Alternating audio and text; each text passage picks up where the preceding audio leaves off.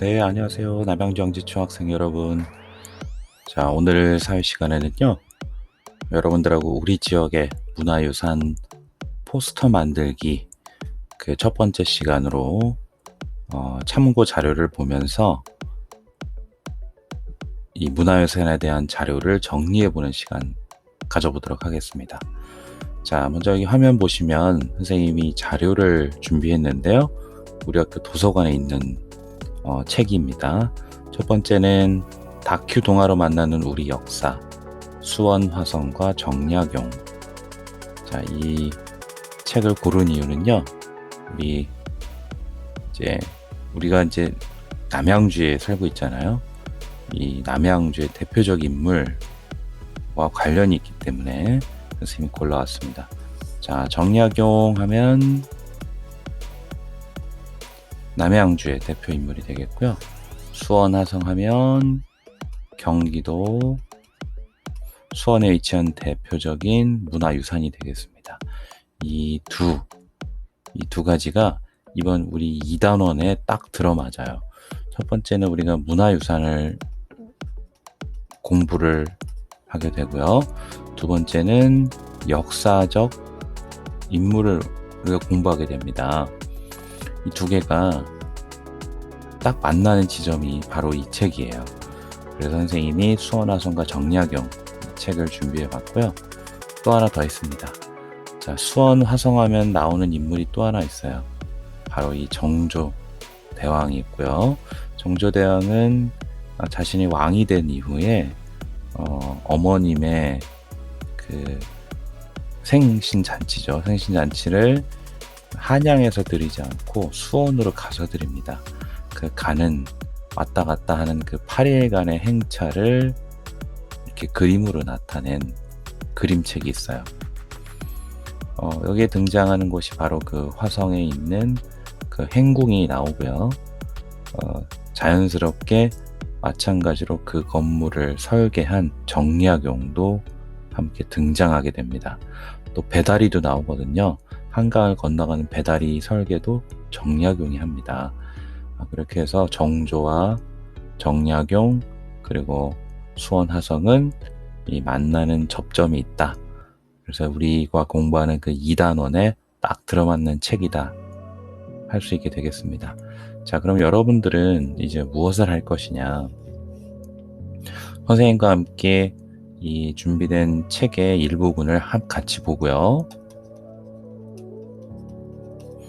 책 읽기를 먼저 하고 나서 자료 선별하게 될 거예요.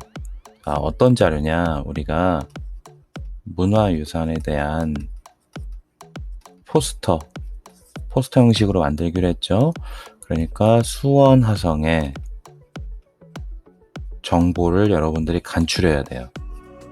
선생님은 여러분들에게 자료를 링크 형식으로 보내줄 겁니다. 선생님과 같이 본 이후에 여러분들이 또 볼 수 있어요. 자료를 두 가지를 줄 거고요. 이 1번과 2번 자료를 통해서 여러분들이 다시 한 번 더 간추려야 됩니다. 간추려서 포스터에 넣을 수 있도록 해야 돼요. 이게 첫 번째 여러분들이 해야 될 일입니다. 오늘은 선생님과 함께 책 읽기 시간으로 사회 2시간을 보낼 거예요. 부담 없이 들어도 되지만 들으면서 중요한 부분이 뭔지 잘 기억해 두었다가 포스터에 들어갈 만한 그 정보를 여러분들이 발췌해 주세요. 그리고 포스터를 제작하면 되겠습니다. 자, 그럼 포스터를 만드는 방법 한번 보도록 할게요. 자, 우리가 지난 시간에 그 친구들에게 혹은 문화유산을 소개하는 자료를 만들 때 총 3가지가 있었습니다. 자, 그 중에 2번째 안내 포스터 만들기가 있어요. 자, 포스터 만들 때 우리가 그 관심 있게 봐야 될 부분 볼게요. 먼저 뭘 소개하려는지 문화유산 이름이 나와야 되겠죠? 예, 제목처럼 나와야 될 겁니다. 여기는 이런 식으로 써 있어요. 소리에 관한 거지만 우리는 수원 화성에 대한 걸 쓸 거니까 제목에 수원 화성이 들어가야 되겠죠? 그리고 문화유산이 왜 우수한지, 그 특징이 뭔지, 가치가 뭔지, 거기에 대한 짧은 글을 씁니다. 자, 이러려면 정보가 있어야 되잖아요. 그렇죠? 문화유산에 대한 정보를 알아야 되니까 그 정보를 오늘 선생님과 함께 알아보는 시간을 가질 겁니다. 그 짧은 글은 여러분들이 간추려서 써야 돼요. 자, 그 다음 그 문화유산을 체험할 수 있는 장소와 시간을 씁니다. 자, 장소 당연히 수원이겠지만 인터넷 검색을 하면 나올 거예요. 수원 화성. 그리고 시간까지는 쓰지 않아도 괜찮겠지만 장소는 나와야 되겠죠. 어디에 있는 건지. 자, 그리고 문화유산의 특징을 나타낼 수 있는 사진이나 그림을 그린다. 자, 이거는 집집마다 좀 환경이 다를 수 있습니다. 자, 출력이 가능하다면 선생님이 보내줄 자료에 사진을 사용해도 되겠습니다. 자, 선생님 저는 출력이 어렵습니다 할 경우 그림을 그려도 됩니다. 그림은 어디서 힌트를 얻을까요? 자, 선생님이 제공해주는 자료에서 힌트를 얻어서 그림을 그리면 되겠습니다. 아주 멋지고 진짜와 비슷한 그림을 그리라는 것이 아니고 수원 화성의 특징을 담은 그림이면 되겠습니다. 자, 그럼 이런 것을 이제 이 옆에 있는 이러한 포스터 형식으로 나타내는데요. 선생님이 조금 더 다르게 해봤어요. 자, 맨 위에 여러분들이 이 종이는 어떤 사이즈든지 상관이 없습니다. 근데 너무 작으면 안 될 거예요. A4 용지도 작을 거예요. 집에 스케치북이 있다면 스케치북 옆으로 해도 되고요. 아래 방향으로 길게 해도 좋습니다. 방향은 어느 거나 오케이, 다 상관없고요. 자, 일단 수원 화성이라는 게 들어가게 여러분들이 제목을 선정해 주세요. 수원 화성에 대해서 알려드립니다. 가장 쉽게 생각하면 포스터니까 어서와 수원 화성은 처음이지 이런 제목도 괜찮아요. 그렇게 해서 수원 화성을 소개할 수 있는 포스터의 제목이 되도록 해주시고요. 자, 그 다음 가운데에 사진을 넣어도 됩니다. 혹은 그림을 넣어도 돼요. 그럴 경우 전체적인 수원 화성의 그림이 그려지면 여기에 이제 어떤 설명, 부분 필요한 설명을 넣어주세요. 이 설명들은 이제 선생님과 함께 읽어볼 읽기 자료로부터 여러분들이 뽑아내는 겁니다.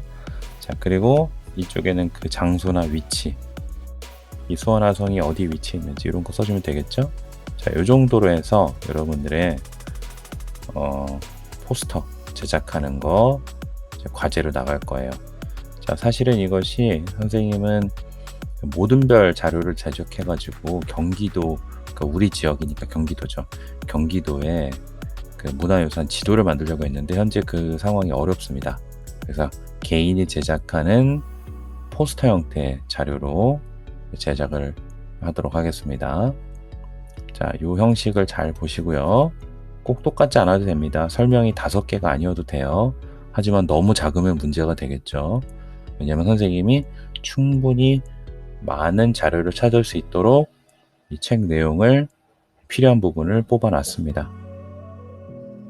자, 그럼 선생님과 함께 책 내용을 읽으면서 자료를 보도록 할게요.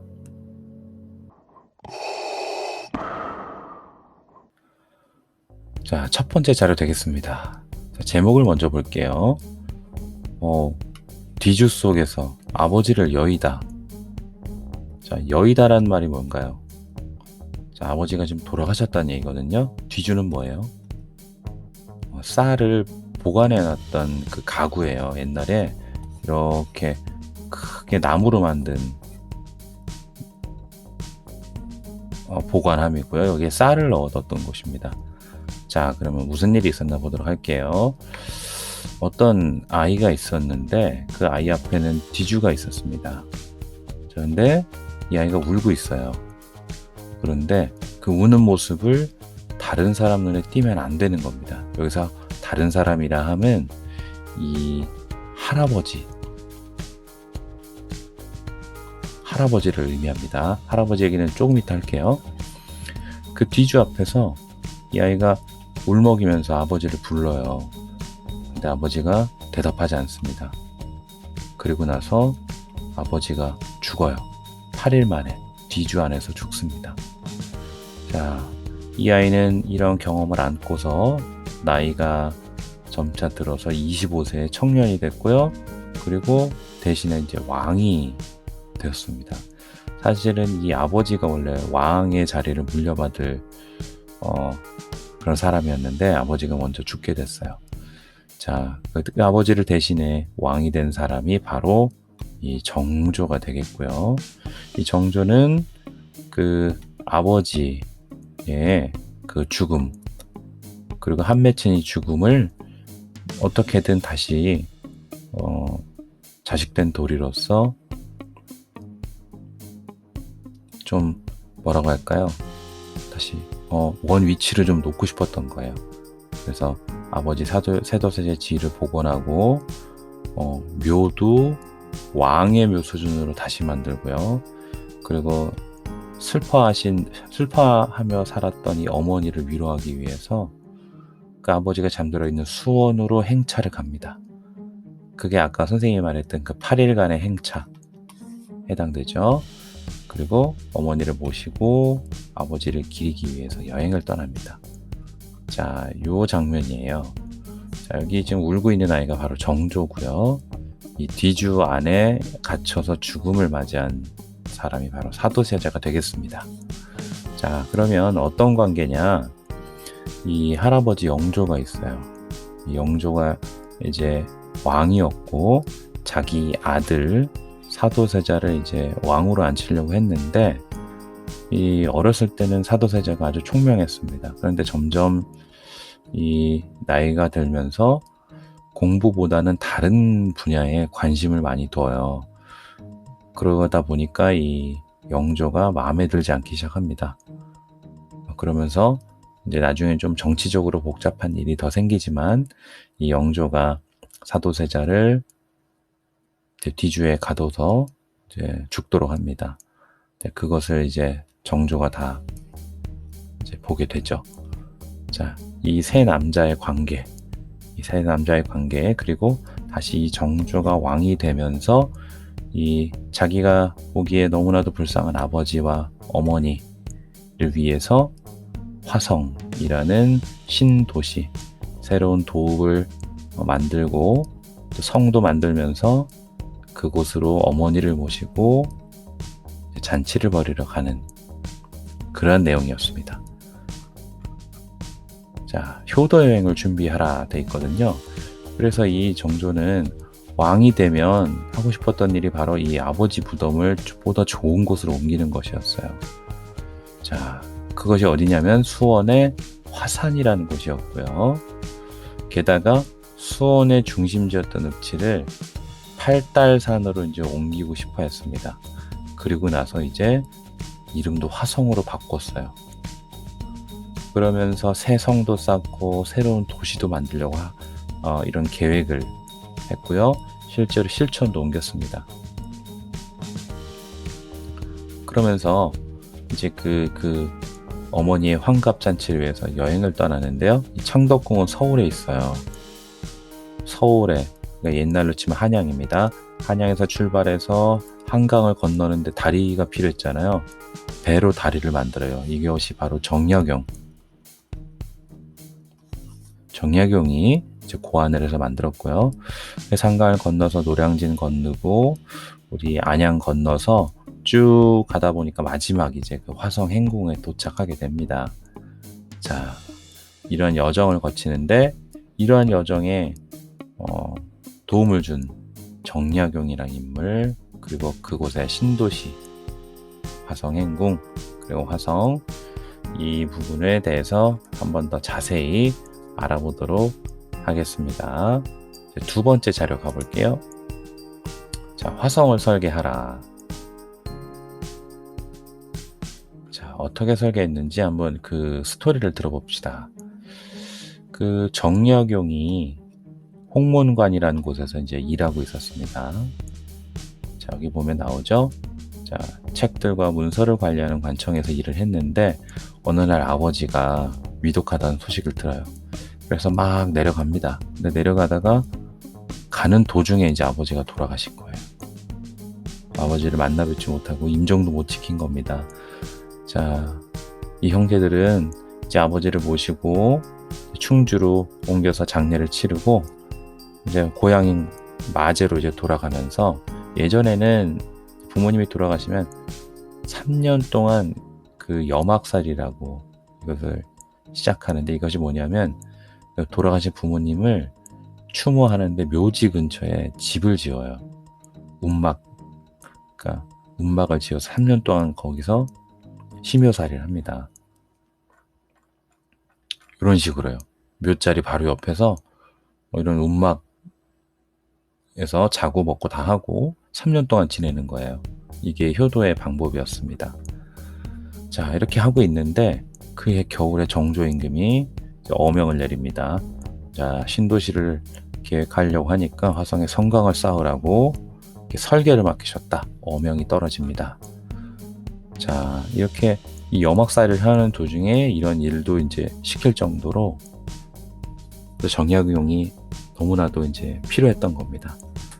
자, 그러면서 이 정조는 상왕이 되신 뒤 자기 아들, 다시 또 왕위를 물려줄 아들이 있으면 이제 왕을 물려주고 나서 자신은 화성에서 머물 것이다. 이렇게 한 거예요. 그리고 화성에 새 도시를 건설하겠다. 이런 것도 이제 정약용이 알고 있었어요. 그러다 보니까 새 도시가 생기니까 그 도시를 지켜줄 성이 필요하다. 이것도 이제 알 수 있었어요. 그 당시에는 그 성곽을 이제 이미 지어봤던 사람이 많이 있었는데 그런 사람을 다 제치고 정약용을 뽑았습니다. 자, 근데 왜 나한테 맡겼을까? 왜 나 같은 사람한테 새 성을 짓는데 왜 나를 불렀을까? 이런 생각을 했을 거예요. 자, 그랬더니 그것은 이제 이거죠. 그 상황이 돼서 화성으로 갔다는 얘기는 여기도 이제 중요한 지역이 되겠다, 이런 뜻이에요. 제2의 도읍이 되겠다. 그렇다면 화성에는 새로운 기능을 갖춘 성이 필요하겠구나, 이 생각을 한 거예요. 자, 옛날에는 이런 스타일의 성이 있었다고 해요. 산성이라고 그래서 우리가 쉽게 볼 수 있는 남한 산성이 있잖아요. 이게 왜 그러냐면 이 들판을 건너오는 적을 빨리 발견하기 위해서, 그리고 대비하기 위해서 지은 성이고요. 읍성은 그 지방 마을에 지은 것이에요. 그래서 여기는 군사적인 기능도 하고 행정 기능도 한 겁니다. 자, 이 수원 화성이 바로 이 두 가지, 화성과 읍성의 성격을 섞어서 만든 성이 되겠습니다. 또 이렇게 도성이라든가 행성도 있었는데 이 신도시다 보니까 지금 도성이나 행성의 성격을 갖기는 어려웠어요. 자, 그래서 정조가 정약용에게 설계를 맡긴 화성은 중요한 특징입니다. 읍성과 산성의 구실을 함께 했다. 적들이 쳐져오면 높은 곳에서 적들이 오는지 안 오는지 볼 수도 있는 거예요. 산성의 구실이죠. 읍성. 그 안에 이제 마을 사람들이 사는 거예요. 사람들이 성을 쭉 구성하고 여기 높은 곳이 있으면 여기에서 이제 아래로 내려다보는 거죠. 적군들이 어디 오나 안 오나 볼 수도 있고, 이 안에는 마을을 형성해서 사람들이 살고 있는 겁니다. 자, 이러한 형태의 설계를 맡긴 거예요. 여기 이제 특징이 나옵니다. 평상시에는 백성들이 그 안에서 생활하는 거죠. 전쟁이 났다고 어디 도망가지 않는 거죠. 피난 갈 필요 없이 방어시설이 이미 성벽이 갖춰져 있으니까 그 안에 있는 거예요. 자, 이것이 바로 수원화성의 특징 중에 하나가 되겠습니다. 자, 그렇게 해서 설계도를 담은 책을 임금에게 바치는데 이제 성설이라는 책을 지어요. 여기에는 아주 자세한 내용까지 다 기록되어 있습니다. 또 하나는 이제 성을 지키는 장치에 대한 옹성, 적이 성문에 불을 지르면 물을 대비해서 만든 누조, 적을 감시하거나 공격하려고 만든 현안, 벽에서 성벽에서 적을 무찌를 수 있도록 만든 포로 이러한 기능을 갖춘 것들에 대한 설명서 책도 만듭니다. 설계도를 만들어요. 자, 화성은 이런 시설과 구조를 갖추어서 이게 그 동양과 유럽의 성이 가진 장점을 모두 살렸다는 평가를 받습니다. 이게 아주 또 중요한 특징이에요. 동양의 방식과 서양의 성을 짓는 방식이 이제 장점을 같이 섞어 놓은 거예요. 자, 이게 화성의 두 번째 특징이 되겠습니다. 첫 번째 특징 뭐였죠? 자, 이렇게 읍성과 산성의 구실을 함께 했다는 거. 두 번째는 서양과 동양의 성이 가진 장점을 모두 살렸다는 것. 자, 중요한 특징입니다. 그리고 또 하나, 쌓기 전에 정예궁이 치밀한 계획을 세울 필요가 있다고 강조를 합니다. 그래서 하나하나 어떻게 쌓을지 설계도를 아주 꼼꼼하게 만듭니다. 자, 그리고 나서 이 내용이 나중에는 화성 성역의궤라는 책으로 만들어지고요. 이 화성을 완성한 뒤에 만든 종합보고서예요. 모든 것이 다 들어가 있는 책이 이렇게 쓰여집니다. 자, 바로 이 책이고요. 자, 그리고 화성을 왜 건설했는지, 어떻게 만들었는지 그 과정이 다 들어있는 책이 되겠습니다. 자, 그래서 이 책에는 정말 아주 작은 내용도 빼놓지 않고 다 실려 있다고 합니다. 그래서 이 성이 우리나라가 이제 전쟁도 치렀잖아요. 일제강점기도 지내고 6.25 전쟁도 지낼 때 이 여러 군데가 파괴됐지만 이 책을 보고 본래 모습을 살릴 수 있을 정도로 아주 자세히 써 있다고 합니다. 자, 그리고 1997년에는 유네스코에서 세계문화유산으로 지정할 때도 이 책의 역할이 아주 중요하게 작용을 했다고 합니다. 자, 이렇게 해서 성이 정약용이 설계를 하면서 어떤 과정으로 완성될 수 있었는지를 대략적으로 살펴봤고요. 자, 이 성을 지을 때 사용된 또 기구들이 있어요. 거중기와 녹로. 자, 이거 누가 만들었을까요? 네, 바로 정약용입니다. 자, 이렇게 또 연관이 되는데요. 성을 쌓으려면 아주 무거운 이 돌이나 이 장비들도 이동을 해야 되는데, 그때 정약용은 이 거중기와 녹로, 그 유형과 같은 도구를 설계했어요. 자, 그리고 이렇게 설계를 하면 이제 이 정조는 이걸 보고 자 이런 도구들을 만들어서 보내라. 그래서 화성으로 이제 내려 보내는 거죠. 자, 그리고 정조는 이 성역소라는 기구도 만들고요. 여기에 건축물을 만들 때 총 책임을 맡도록 최재공이라는 사람을 최고 책임자로 임명을 합니다. 자, 처음에는 이거를 10년을 공사기간으로 잡았어요. 자, 그런데 보듯이 이 거중기, 여러분들이 그 남양주에 있습니다. 정약용 박물관에 가면 이게 있어요. 밖에도 있고요. 그 안쪽에도 이제 두 군데 실물처럼 해놓은 곳이 있습니다. 자, 이 도르의 원리를 사용한 이 거중기를 사용해서 수원 화성의 성곽을 쌓는 데 사용됐습니다. 자, 녹로라는 이것도 이제 무거운 것을 끌어 위로 올리면서 이동시킬 수 있는 도르의 역할을 하는 것으로 이제 건축에 많이 사용됐다고 합니다. 이제 같이 썼어요. 또 하나는 이제 유형거라고 수레인데, 자, 이제 무거운 짐을 이제 위에다 올려놓고 이제 이동할 때 보세요.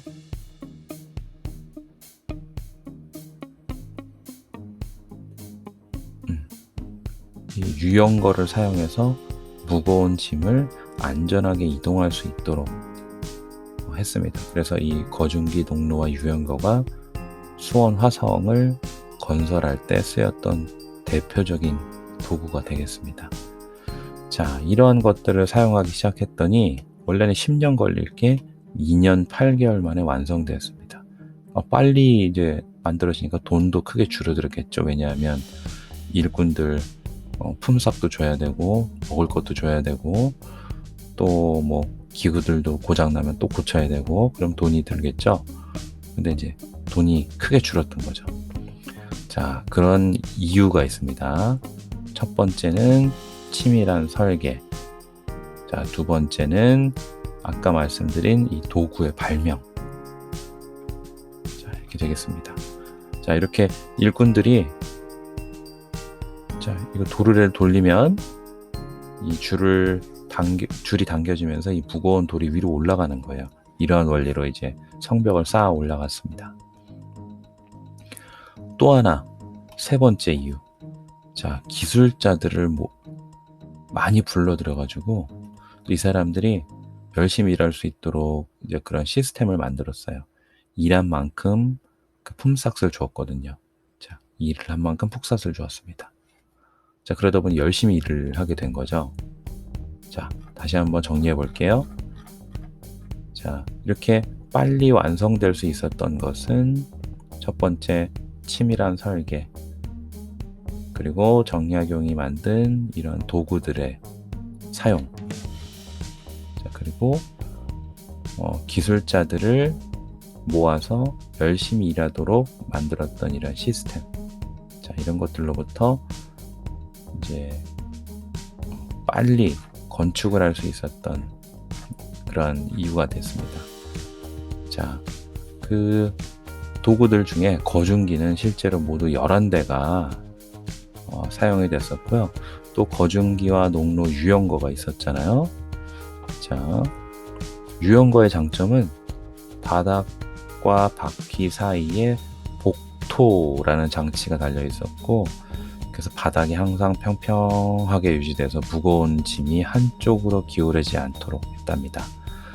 자, 이렇게 이제 쓰였고요.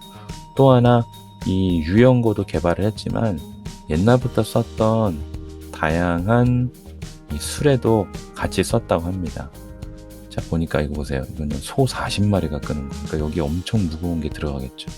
소 10마리가 끄는 거, 소 1마리가 끄는 수레, 남자 4명이 끄는 수레. 자, 여기는 이제 옛날 방식처럼 밑에 둥글둥글한 기둥을 깔아놓고 줄을 당겨서 끌어가는 거죠. 썰매도 썼다고 합니다. 자, 유연과 함께 이러한 기구도 같이 썼다고 합니다. 자, 그랬더니 화성을 쌓을 때 모두 돌이 이만큼이나 18만 7,600개의 돌이 사용되었고, 자, 벽돌은 69만 5천 장이나 사용됐다고 합니다. 자, 만약에 이런 거를 그런 도구들이 없었다면 10년보다 더 많이 걸렸을 것이다 라고 지금 추측하고 있어요. 상당히 많이 시간을 단축했죠. 비용도. 자, 그리고 정약용은 화성을 쌓기 전에 우리 그 건축 자재가 먼저 도착을 해야 되니까 이런 큰 수레가 다닐 수 있는 길부터 먼저 만들었습니다. 보통 도시계획할 때 요새는 길을 크게 먼저 내요. 길을 크게 내고 나서 이 지역에 이제 건물을 이제 세우기 시작하죠. 이런 방식 비슷하게 생각하면 됩니다. 길부터 내서 이동하기 편하게 하고 이런 공사 재료들이 왔다 갔다 하기 편하게 만든 다음에 그리고 이제 건설을 하기 시작한다는 거죠. 자, 그래서 건설 당시에는 필요한 자재가 운반되고요. 건설이 끝나면 이제 이게 사람들이 이용하는 길이 되는 거예요. 그러니까 아주 뻥 뚫리고 편안한 길이 만들어지니까 왕래가 쉽게 되겠죠. 자, 이렇게 해서 우리 그 정약용과 정조의 그런 콜라보레이션으로 수원 화성이 이제 완성될 수 있었습니다.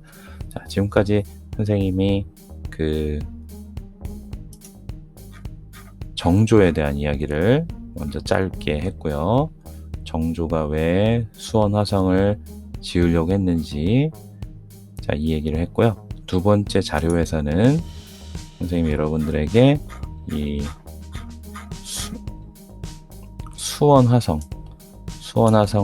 설계하는 과정에서 정약용이 어떻게 등용이 됐고, 그 다음에 어떤 과학적인 도구들이 사용됐으며 그게 이렇게 설계 10년이 아니라 2년 8개월이라는 짧은 기간 동안에 만들어질 수 있었는지 그 이유에 대해서 알아봤습니다.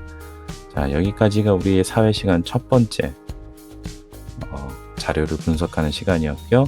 자, 여러분들은 자료를 보시면서 이 부분이 포스터에 꼭 들어가야 되겠다는 부분을 잘 골라놔야 되겠습니다. 자, 그러면 첫 번째 시간은 여기까지 하겠고요. 곧이어 두 번째 시간에는 본격적으로 수원 화성에 관련된 자료를 살펴보도록 하겠습니다.